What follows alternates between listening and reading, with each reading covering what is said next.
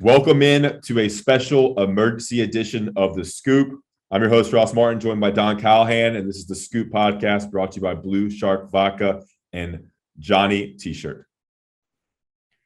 Welcome into The Scoop brought to you by Blue Shark Vodka and Johnny T-shirt. I'm your host, Ross Martin, joined by Don Callahan. We have a very special emergency podcast. 2022 four-star wide receiver Andre Greene is committed to UNC. He's a 6'3", 185-pound wide receiver from St. Christopher's School in Richmond, Virginia. He is a top 100 kid, ranked 71 in the nation, number 9 wide receiver, and number 3 player in Virginia. A massive commitment for UNC. They beat out Clemson and Georgia to land the commitment from Andre Greene. Don, what are your initial reactions to this big commitment for UNC? It's funny because I think a couple of years ago, we would be going crazy about this commitment. And it's not a reflection of the type of player Andre is, because obviously he's a top 100 prospect. He's a 4-star guy, but it has become kind of the norm under Mack Brown, particularly with this class, with Zach Rice, Travis Shaw, George Pettaway, on and on and on I can go of the guys who committed before Andre. This is just kind of continuing what Mack Brown has been able to do on the recruiting trail. And we got to point out the fact that this is a second defeat in this class over Clemson for a prospect that it truly wanted. Yeah, a direct beat of Clemson. It kind of came down, we think, between UNC and Clemson. And just like Travis Shaw, they beat out the Tigers to land one of the top players at his position in Andre Greene. And just like you look through the list of UNC's commitments, Greene is the top three player UNC has. But Travis Shaw was a big time get with Clemson and Georgia and all the big schools. Zach Rice, same deal. Alabama, Virginia, Notre Dame, Ohio State. You go on the list of UNC beating out these national powers for top talent, and despite UNC's season, they haven't lost any commitments, and they keep landing big name guys at positions of need. I think that's huge. Absolutely. And you mentioned Zach Rice and you mentioned Travis Shaw. Those are 5-star guys. Greene isn't a 5-star guy, but he's ranked number 71 in the nation. So he's not that far off. I mean, he's a top 100 prospect, like I mentioned. Getting 3 in one class is huge for North Carolina.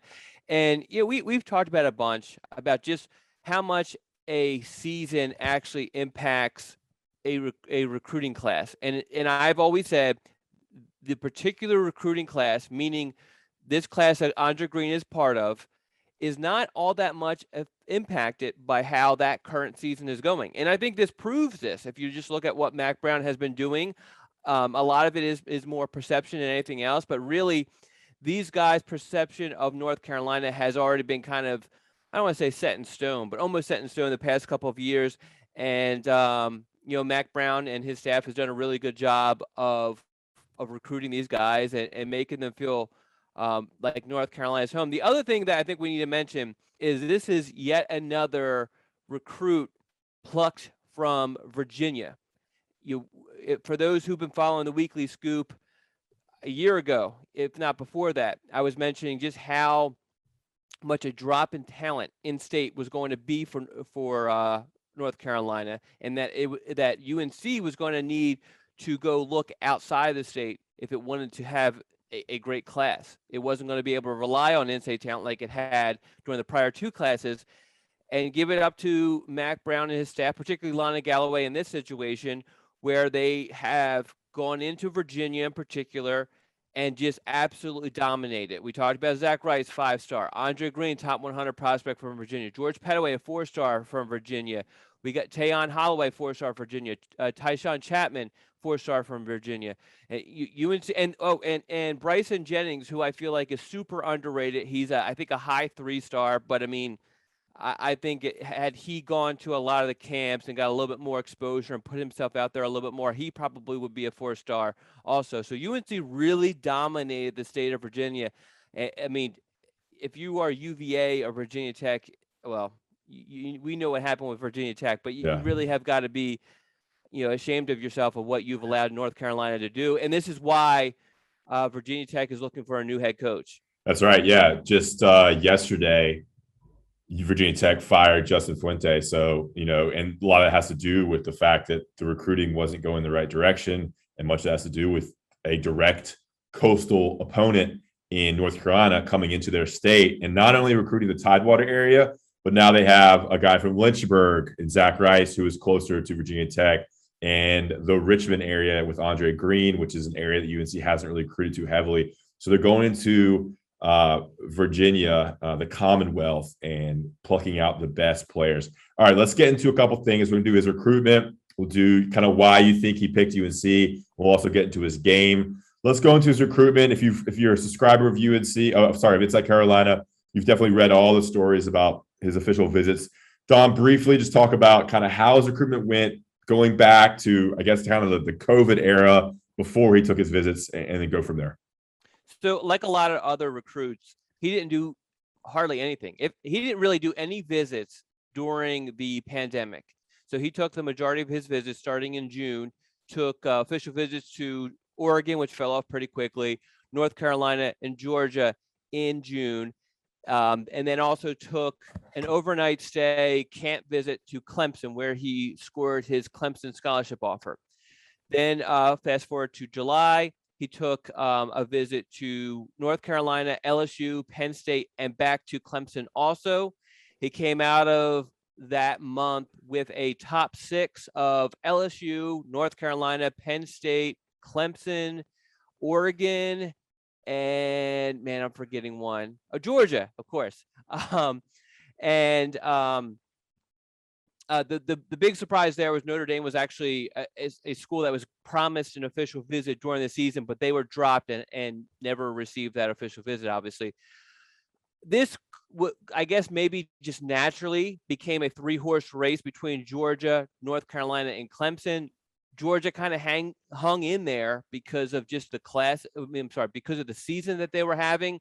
I don't think we need to explain. If you're a college football fan, you know what Georgia's doing.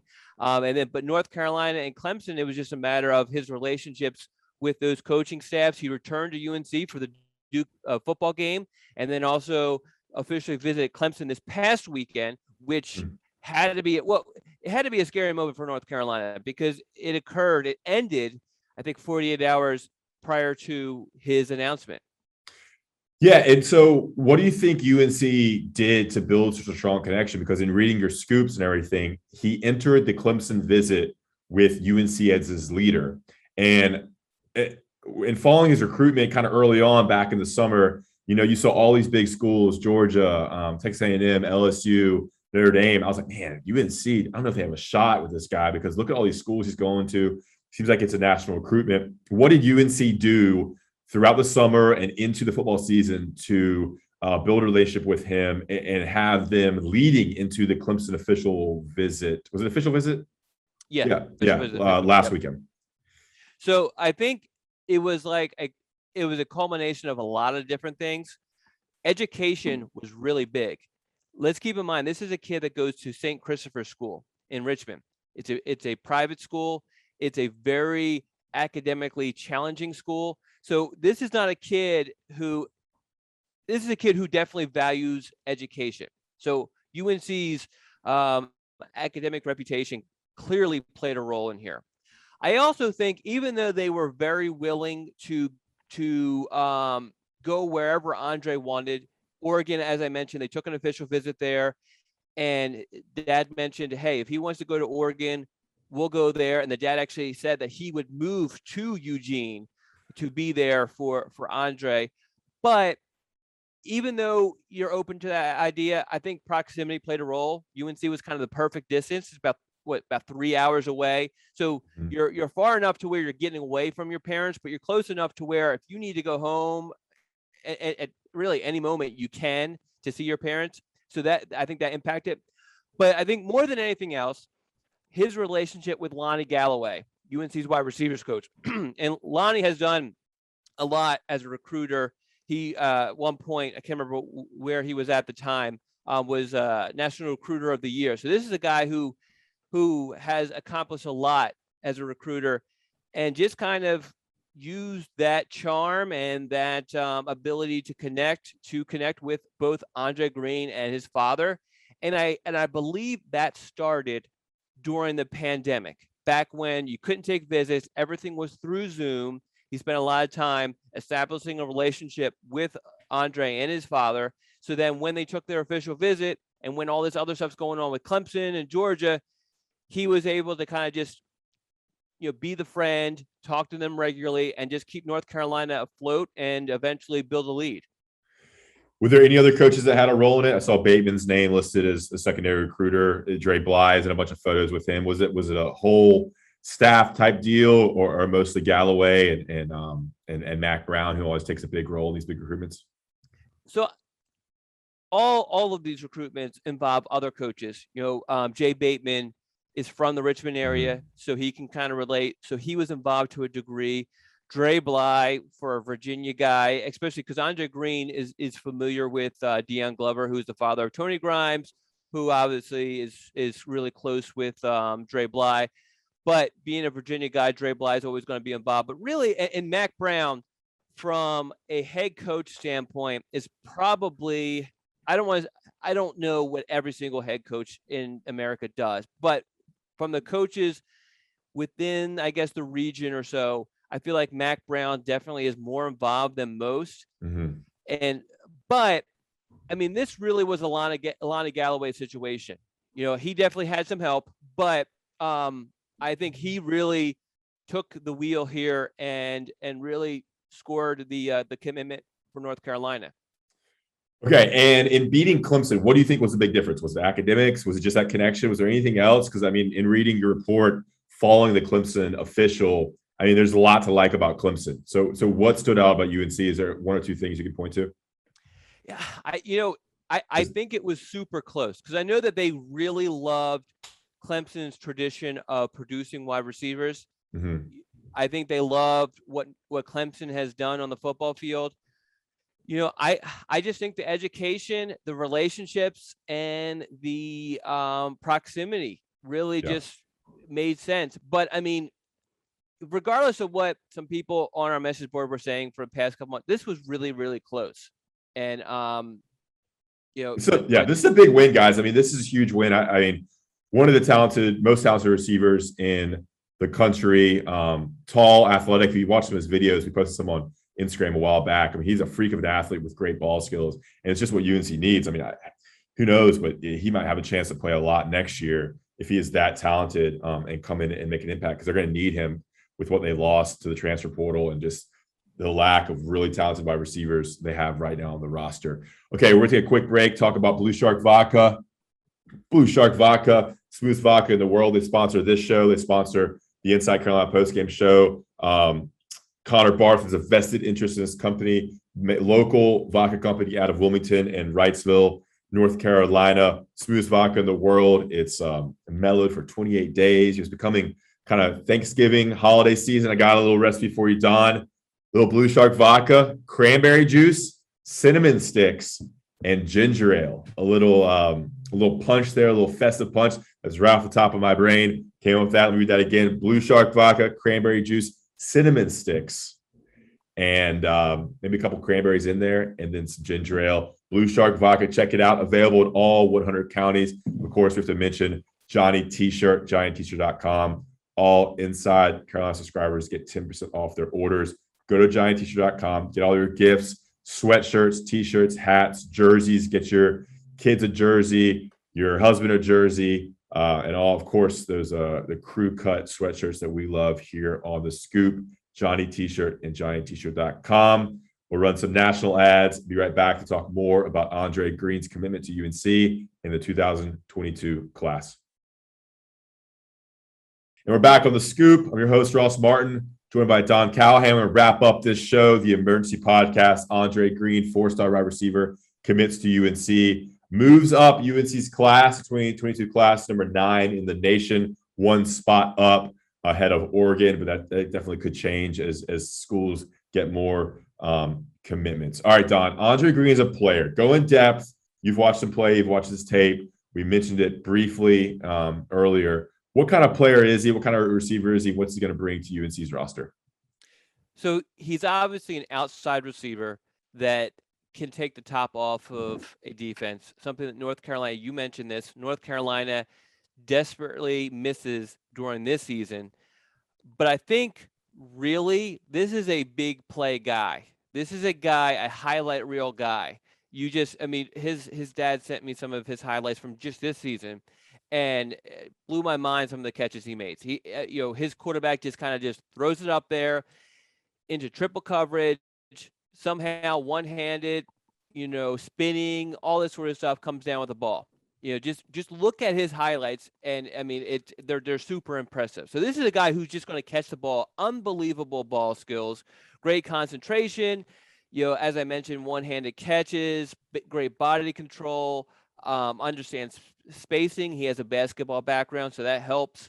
But he's an outside receiver who really will be a big play guy for North Carolina.